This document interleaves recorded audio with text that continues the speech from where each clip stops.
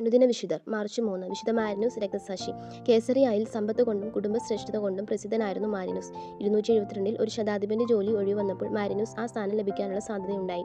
അത് മനസ്സിലാക്കിയ ഒരാൾ മുന്നോട്ട് വന്ന് പറഞ്ഞു, മാരിനൂസ് ക്രിസ്ത്യാനി ആയതുകൊണ്ട് നിയമപ്രകാരം അദ്ദേഹത്തെ ഈ ജോലിക്ക് നിയമിക്കാനാവുന്നതല്ല. പലസ്തീന ഗവർണർ അക്കിയൂസ് മാരിനൂസിനോട് ചോദിച്ചു, താങ്കൾ ക്രിസ്ത്യാനിയാണോ? അതെ. അദ്ദേഹം മറുപടി നൽകി.